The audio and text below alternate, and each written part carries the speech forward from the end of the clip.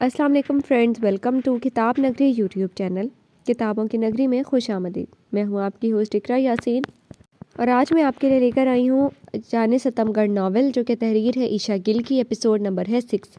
لیکن اس ایپیسوڈ کو سٹارٹ کرنے سے پہلے جلدی سے کر لیجیے چینل کو سبسکرائب، ویڈیو کو لائک اور کلک کر لیجیے بیل آئکن کو۔ اب سٹارٹ کرتے ہیں آج کی ایپیسوڈ۔ اگر یہ مجھ سے ایسی فضول باتیں کرتا رہا تو میں یہ نوکری اس کے منہ پہ مار کے چلی جاؤں گی، کر دوں گی ریزائن۔ سمجھتا کیا ہے خود کو؟ اس کی فضول باتیں سن کر بھی میں یہاں ٹکی۔ بولتے بولتے وہ رکی، جب یاد آیا کہ کانٹریکٹ جیسی مصیبت تو گلے میں لٹکی ہوئی ہے تو جھنجھلائی۔ عجیب مصیبت ہے۔ بڑبڑاتی ہی وہ اپنے کیبن میں چلی آئی، اور پھر جب کافی دیر تک پاس پڑا فون خاموش ہی رہا تو حیران ہوئی، کیونکہ اس فون کو خاموش رہنے کی عادت ہی کہاں تھی۔ لگتا ہے سو گیا، مگر میں نے تو کافی میں نیند کی گولیاں ملائی نہیں تھی۔ چلو جو بھی ہے، کم از کم سکون تو ہے۔ 2-3 گھنٹوں تک بھی جب اس کا بلاوا نہ آیا تو اسے کچھ بے چینی سے ہوئی۔ مس اہانہ، آپ چاہیں تو گھر جا سکتی ہیں، کیونکہ فی الحال آپ کا کوئی کام نہیں ہے۔ وہ ہتھیلی پہ چہرہ رکھ کے بیٹھی تھی جب صابر نے اسے مخاطب کیا۔ فی الحال نہیں ہے تو بعد میں تو ہو سکتا ہے سر، کسی بھی وقت کسی بھی کام کے لیے بلا سکتے ہیں۔ صابر کی اس عنایت پر اسے ذرا خوشی نہ ہوئی۔ باس بلائیں گے تو تب جب وہ خود یہاں ہوں گے، وہ تو کب کے گھر جا چکے ہیں، سب آپ بھی جا سکتی ہیں۔ اوہ، تو یعنی تبھی مجھے یاد نہیں کیا گیا، مگر وہ گیا کب؟ میں کہاں گم تھی جو اسے یہاں سے گزرتا دیکھ نہ پائی؟ ویسے وہ کیوں چلے گئی؟ یوں تو اس نے سرسری سے انداز میں پوچھا، مگر وجہ جانے کو بے چین تھی۔ باس کی طبیعت کچھ ناساز تھی، اسی لیے جواب دے کر وہ تو چلا گیا، جبکہ اہانہ کے دل میں زیان کے لیے فکر کا ایک شعلہ سا بھڑکا۔ اس کا مطلب سر میں کچھ زیادہ ہی درد تھا، مگر کیا صرف سر میں ہی درد تھا یا طبیعت زیادہ ناساز تھی؟ اوف، مجھے کیا، جو بھی ہو، میں کیوں فکر کر رہی ہوں؟ زیان کی فکر کا خیال اپنے ذہن سے جھٹکتی وہ اٹھی اور اپنی چیزیں سمیٹنے لگی، مگر دھیان بھٹک بھٹک کر اس مقناطیسی شخصیت کی طرف جا رہا تھا جو شروع سے اسے اپنی طرف کھینچتی آئی تھی۔ جاب کیسی جا رہی ہے تمہاری؟ ڈنر پہ سبھی موجود تھے، مگر ابھی ڈنر شروع نہیں ہوا تھا، تبھی باتوں کا سلسلہ جاری تھا۔ مگر جب ایک بار ڈنر شروع ہونا تھا تو سب نے گونگے کا گڑ کھا لینا تھا، کیونکہ نیازی کو کھانے کی میز پہ کسی بھی قسم کی بحث کرنا اور سننا بالکل پسند نہ تھا۔ کافی اچھی جا رہی ہے۔ لفظ اچھی پہ جان بوجھ کر زور دیا گیا۔ چلو، یہ تو اچھی بات ہے۔ باس کیسا ہے تمہارا؟ زیادہ کام تو نہیں لیتا تم سے؟ اچھے ہیں، اور کام کرنے کے لیے جاب شروع کی ہے، سو زیادہ ہو یا کم اس سے مجھے فرق نہیں پڑتا۔ دوسرے سوال کا ان کو ڈھنگ سے جواب نہ ملا۔ گاڑی میں آتی ہو، گاڑی میں جاتی ہو، برانڈڈ پہنتی ہو، تمہاری ہر ادا سے امیری جھلکتی ہے۔ کہیں سے بھی جاب تمہارے جانے شان نہیں لگتی، اور جب یہ پتہ لگا ہوگا کہ تم نیازی خان کی بیٹی ہو تو یہ دیکھتے ہوئے بہت سے کولیگز نے تم سے دوستی کر رکھی ہوگی۔ نیازی چپ ہوئے تو الیانا بولی، اور انوکھا ہی بولی، وہاں واحد میں ہی نہیں جس کی ہر ادا سے امیری جھلکتی ہے۔ کبھی آئیے گا اور دیکھیے گا، اور ہاں، آپ کی اطلاع کے لیے عرض ہے کہ وہاں سب مجھے اہانہ نیازی نہیں بلکہ اہانہ زاوش کے طور پر جانتے ہیں۔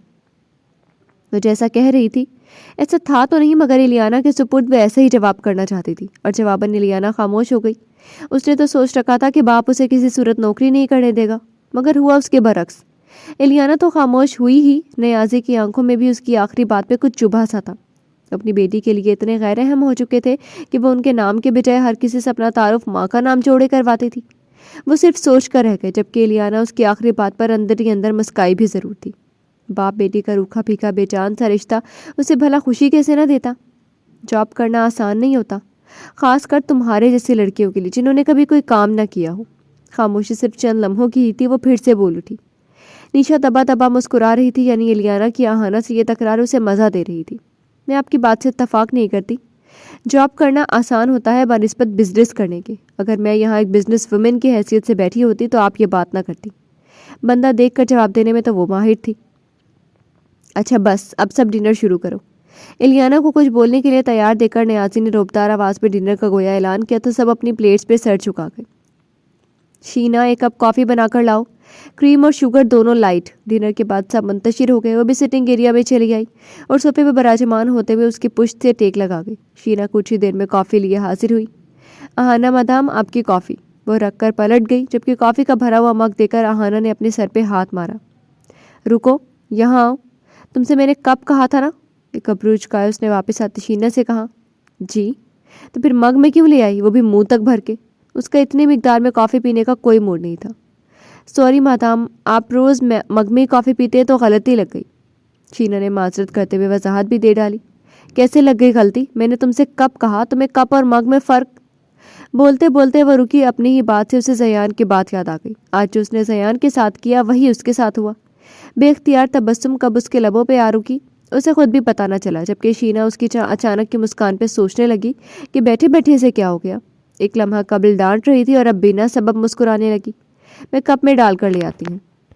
اس کے کہنے سے قبل ہی شینا نے مگ پکڑنا چاہا تو اس نے روک دیا۔ نہیں رہنے دو، جاؤ تم۔ وہ چپ چاپ سر ہلاتی پلٹ گئی، جبکہ آہانہ سوچنے لگی کہ زیان کی طبیعت نہ جانے کیسی ہوگی۔ کیا فون کر کے حال دریافت کر لوں؟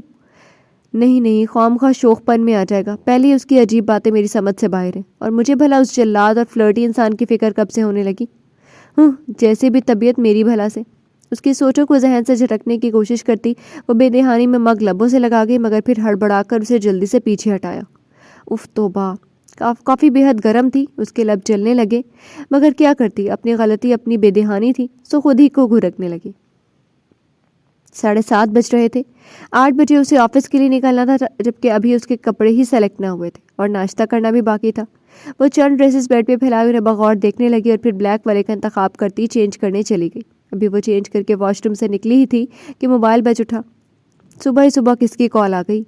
دوپٹہ کندھوں پہ پھیلائے خود ہی سے سوال گو ہوتی وہ بیڈ تک آئی، سرہانے کے قریب پڑا، موبائل اٹھایا تو اسکرین پہ زیان سر کا کالنگ جگمگا رہا تھا۔ اس کو صبح میری یاد کیوں ستانے لگی؟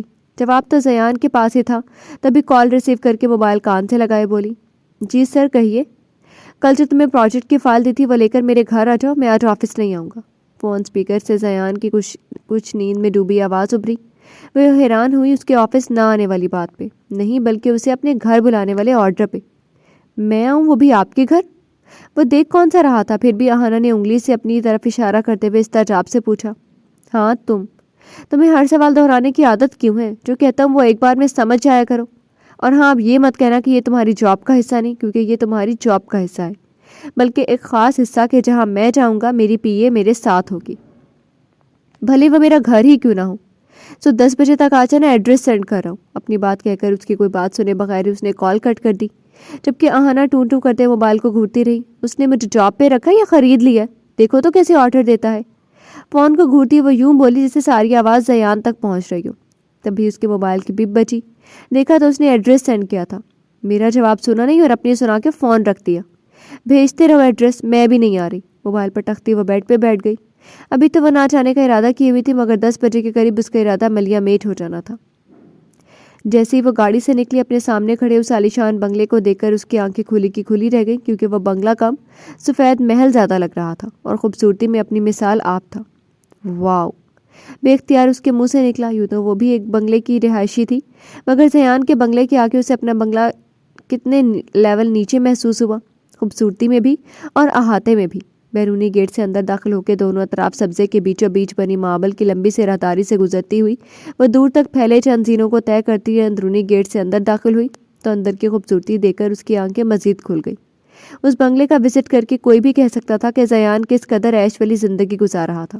چوڑے زینوں پہ پڑا قالین، چھت پہ لٹکتے بڑے چھوٹے فانوس، دیواروں پر آویزاں سینریز اور سونے چاندی کے مانند چمکتی چیزیں اپنے اعلیٰ معیار اور اعلیٰ مالیت کا منہ بولتا ثبوت تھی۔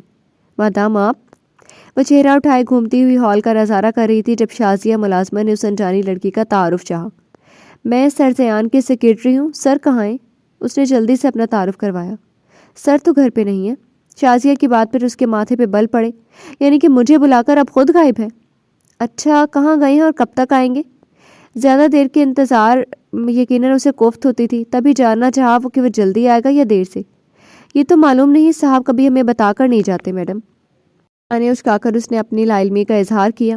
ٹھیک ہے، پھر میں انتظار کر لیتی ہوں۔ جبرن مسکراتی ہوئی وہ شاہی طرز کی بنی کرسیوں میں سے ایک پہ بیٹھ گئی اور ایک ٹانگ ہلاتی اس کا بے صبری سے انتظار کرنے لگی۔ انتظار کرتے کرتے اسے 1 گھنٹہ ایسے بیٹھے ہی گزر گیا تو اسے الجھن ہونے لگی۔ وہ اٹھی اور چکر لگانے لگی۔ ملازمہ کب سے اس کی خاطرداری میں چائے کے ساتھ مختلف لوازمات رکھ کے جا چکی تھی، مگر اس نے سوائے چائے کے کسی چیز کو ہاتھ نہ لگایا۔ کیا کروں؟ کہ کال کر کے بتاؤں کہ میں کب سے اس کے گھر پہ اس کے انتظار کر رہی ہوں؟ ہاں، کر ہی لیتی ہوں، کیا پتہ مجھے بلا کر بھول ہی گیا ہو۔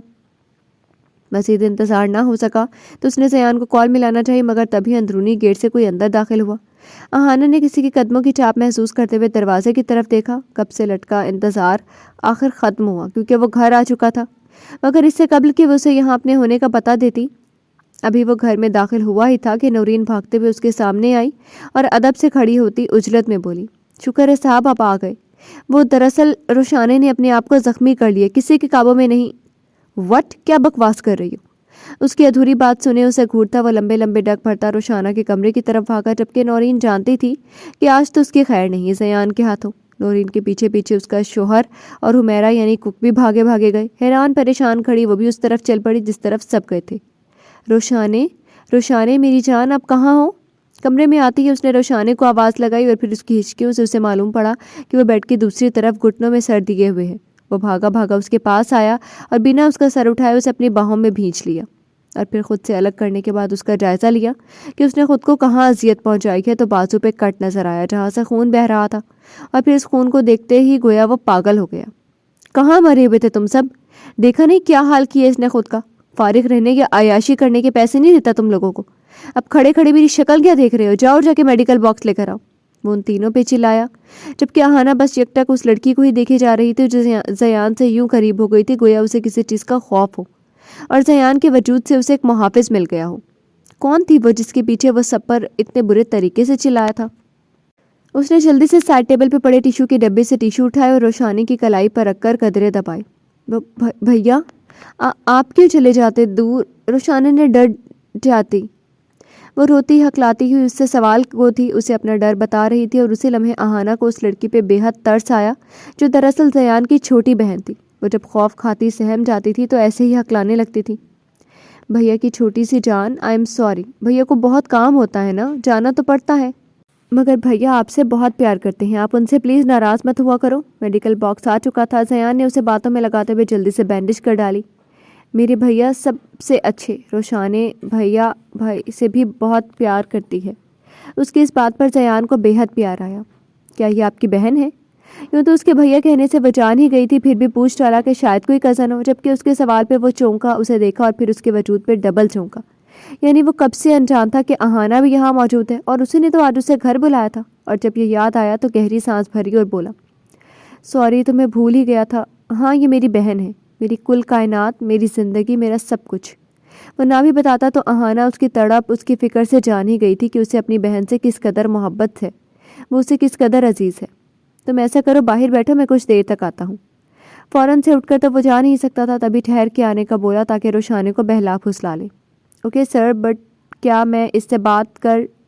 نہیں، بالکل نہیں۔ وہ روشانے سے بات کرنے کی خواہش کا اظہار کرتی جو 2 قدم چل کر آگے کو آ رہی تھی کہ زیان کے 2 ٹوک انکار پر وہیں کی وہیں تھم گئی۔